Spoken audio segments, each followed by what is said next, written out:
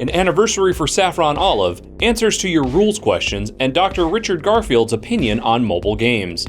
It's September 22nd, I'm Jeremy Knoll, and this is Split Second. First up today, we have the continuation of the Kaladesh set review from Wedge over at the Mana Source. Wedge typically goes through cards during preview season as they are released, and his Best of the Rest series covers all the cards that weren't showcased previously and he believes will have an impact on the game. You can check out the video over at youtube.com/themanasource. Over on MTG Goldfish, Seth, better known as Saffron Olive, has an anniversary this week.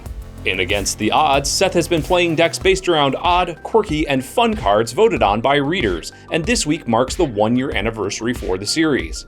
In his anniversary article, he goes over some of his favorite decks that have come out of the series, stats for the best and worst performing decks, and a fun video where he highlights his unique way of pronouncing cards.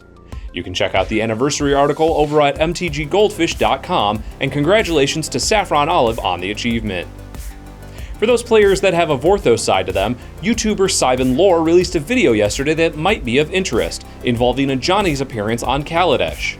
In the video, Lore goes over a Johnny's history in Magic, from his origins on Alara through his adventures on Theros to speculation as to his role in the current storyline on Kaladesh. You can check out the video over on his channel, youtube.com/SimonLore. If you're interested in brushing up on your rules knowledge before tackling the Kaladesh pre-release this weekend, there are a couple of resources that were released recently that should help you out. First, we have the hosts of Magic the Amateuring, Megan Wolf and Maria Barthaldi, over on the Tolarian Community College channel. Megan and Maria are joined by Level 3 judge Rob McKenzie, who helps to go over all of the mechanics, questions from players, and a few interesting interactions. Check out their video over at youtube.com/Tolarian Community. Another primer for Kaladesh rules information comes from Judgecast, a podcast hosted by Magic judges. In episode 156, hosts Jess Dunks and Brian Prilliman, along with their guests from Wizards of the Coast, senior editor and rules manager Matt Tabak, and judge manager Sarah Mox, go over Kaladesh mechanics and talk about cards of interest.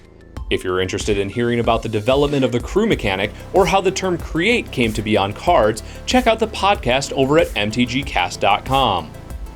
Over on the Mothership today, organized play content specialist Mike Rosenberg posted an article on Magic Premier Play for the remainder of the year.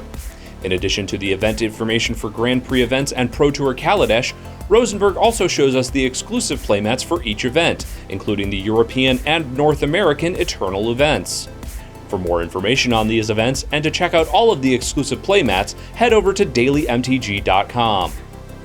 On the Magic Online side of things, today will feature 2 streamer showdowns highlighting the Legacy Cube.